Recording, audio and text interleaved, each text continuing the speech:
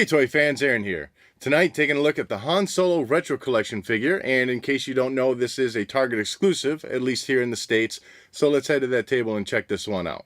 And a quick look at the card, and in case you're new to the Retro Collection, you have the vintage style card, the original image printed on there for the background, and in this case, nice shot of Han Solo in that iconic pose with his gun drawn. What separates this though from that original card is the white worn edges printed all around, and that huge Retro Collection sticker down at the bottom. And then of course through the blister you do see the included figure. On the back side, everything's looking the same as the other figures in the Retro Collection. Top part is just talking about the inspiration for this line. You got some sketch artwork of the other figures that are available minus Tarkin. And then down just below that, in that little reddish orange section, you have printed off the names of the figures that you've seen drawn out above. Bottom half of the card is your legal information. And now looking at the figure out of the packaging, again, this is another one that I don't have the original figure of, so there won't be any comparisons in this video, but what you are getting is that classic original Han Solo figure, and there were two versions done back in the day. You had a smaller head Han Solo, and you had this larger head Han Solo. I have to say I prefer the small head over this larger one. This one looks like a guy just shoved a balloon up the mold, blew it up, and said, "Here, does this look better?" And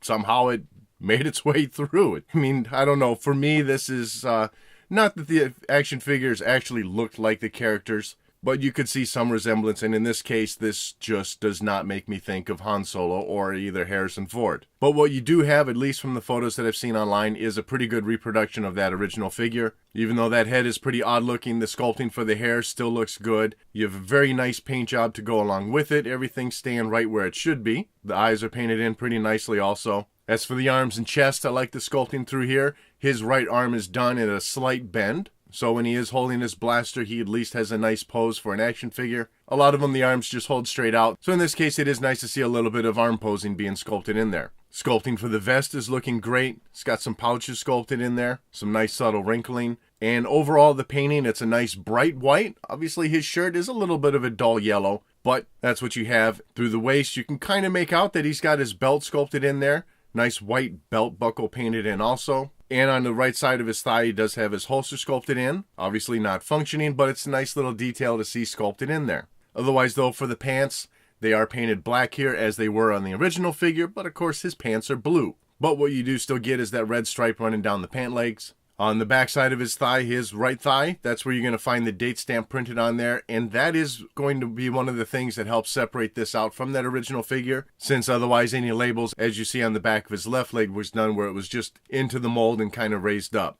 And then for the boots, nothing really special here, rather plain. I don't know what kind of detailing should really be there, but like I said, this matches up to that original release of the figure. As far as articulation, it's a basic figure. The head just swivels all the way around. You get a full rotation at the top of each shoulder, and then each leg does go straight out. And if you wanted, they can go all the way back. As far as accessories, he does come with his blaster. I haven't found a good image of this blaster online to really compare with, but in general, we've been getting a touch more detailing on the handle of the blaster, so that very well might be the same case here. I don't know for certain. And this is all black, whereas I think his original weapon was a touch blue. The one bummer for this weapon that we're getting this time around, or at least on my figure, is he can't hold it properly. That hand is closed just a little too tight, so the blaster doesn't go in there properly and it just pushes right out because there's no give to the hand. It's a harder plastic. So I've kind of had to make do with what you're seeing here. Hopefully for everyone else out there, you're not running into this problem. Otherwise though, the sculpting to this weapon is looking pretty good, especially for what would be representative of that time frame.